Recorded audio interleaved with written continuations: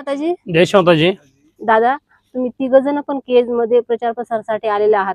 आताच या दादांनी अनुभव सांगितलेला आहे की त्यांचा पॅरालिसिस सारखा आजार हा सहजयोग ध्यानामुळे पूर्णपणे बरा झाला आणि हे आज पत्रक वाटत सगळीकडे फिरत आहेत केज मध्ये. तसंच दादा, तुमचा थोडक्यात परिचय द्या. कुठून आहात? जय शिवताजी. माझं नाव ज्ञानेश्वर राऊत, तालुका पाथरी, जिल्हा परभणी. माझा खूप मोठा परिचय की माझ्या घरामध्ये 2 ऑपरेशन झाले टळले. पहिलं ऑपरेशन एक आमच्या घरच्याचं पहिलं सिजर झालेलं आहे आणि दुसरं नॉर्मल झालेलं आहे. विशेष म्हणजे दुसरं होताना 2 गर्भ होते, एक गर्भ नष्ट झाला आणि दुसरा देखील मुलगा ऍक्टिव्ह आहे. डॉक्टर विशुद्धी चव्हाण यांनी सांगितलं होतं की गर्भ असताना 3-4 महिन्यामध्ये सांगितलं होतं की मुलाला प्रॉब्लेम होऊ शकते, तुम्ही काळजी घ्या. डॉक्टर विश्वजित चव्हाण म्हणजे पुण्यातील पुण्याचे डॉक्टर एमडी विशुद्धी चव्हाण आयुर्वेदिक मध्ये एमडी आहेत आपले डॉक्टर विशुद्धी चव्हाण पुण्याचे. ते सहयोगी पूर्ण टीम आपल्या घरी आली ते पाथरीला कार्यक्रम झाला त्या टायमाला. त्यांनी ही घटना व्हायच्या अगोदर सांगितलं होतं. त्यापासून आम्हाला कळालं की सहयोग खूप छान आहे आणि अनुभूती आले. म्हणजे सांगितलं होतं, त्यांनी सांगितलं होतं मुलाला त्रास होणार आहे 100%, लगेच त्रास होता मुलाला. मुलगा जन्माच्या अगोदर त्यांनी सांगितलं होतं आश्रयाचा त्रास होणार आहे त्याला, किडनीचा. पण श्री माताच्या कृपेमध्ये ऑपरेशन करायची गरज पडत नाही, काही नाही. पण डॉक्टर बरेच मला ऑपरेशन करावं लागेल, पण अंबाजोगाई बोलतो आम्ही ऑपरेशन करायची गरज पडत नाही. फक्त ध्यानधारणा मेडिटेशन मध्ये पूर्णतः क्लिअर झाला मुलगा. आज मुलगा माझा दुसरीला येते आणि ऍक्टिव्ह मुलगा आहे. ऑपरेशन मुलाचं डळं घरच्याचं पहिलं सिजर होतं, दुसरं नॉर्मल झालं. हे खूप मोठा चमत्कार आहे. कारण पहिलं जर सिजर झालं, दुसरं 100% नॉर्मल होत नाही.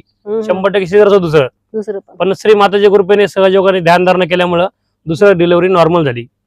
आणि मला देखील खूप त्रास होता. तुम्हाला कशाचा त्रास होता? माझ्या नेहमी तोंडात येत होतं. जागरण झाल्यामुळे नेहमी तोंडातला यायला येत होतं. एवढं तोंडात येत होतं की मला बोलता येत नव्हतं, जेवता येत नव्हतं. पण आज जवळपास 10 वर्ष झालं तोंडातलं येत नाही, काही नाही. परत काही मध्यंतरी मला मुळ्याचा त्रास झाला, मुळ्यात देखील क्लिअर झाला. असा खूप मोठा चमत्कार आहे. सहयोगामध्ये भरपूर काही अनुभव आलाय आणि हे सर्व श्री माताजीच्या कृपेमध्ये झालं. 2 टाइम ध्यान, मीठ पाणी आणि प्रचार प्रसार गेल्यानंतर. दादा, तुमचा म्हणजे व्यवसाय काय? तुम्ही शेती करता? माझा व्यवसाय सलूनचा व्यवसाय आहे. सलूनचा व्यवसाय. सलून व्यवसाय असल्यामुळे मला जवळपास 10-12 तास ड्युटी काम करावं लागते. जेवण पचन होत नाही, त्याच्यामुळे चिडचिड होती. पण सहयोगात आल्यानंतर भरपूर काही बदल झालाय. चिडचिडपणा कमी झालाय. 2 टाइम ध्यान, मीठ पाणी आणि सेंटर कुठला कार्यक्रम असो, कार्यक्रमाला सोडत नाही आम्ही. सलून म्हटलं की रात्रंदिवस म्हणजे गिराईक असते, 12 तास 15 तास काम करावं लागते. वेळ नसतो. तरी पण तुम्ही तुमचं म्हणजे सगळे बाकीचे काम टाकून तुम्ही आज केज मध्ये प्रचार प्रसारासाठी आलात. कारण बरेच युवा शक्ती, यथाशक्ती असतात की कामाच्या अभावी ते बाहेर निघत नाहीत प्रचार प्रसारासाठी. आपला रविवारी खूप आमचं हे असते, पण मी प्रचार प्रसार जर आला तर मी कंटिन्यू 2 दिवस 3 दिवस कार्यक्रमाला थांबतो. शुक्रवार, शनिवार, रविवार पर्यंत कार्यक्रम थांबणार नाही.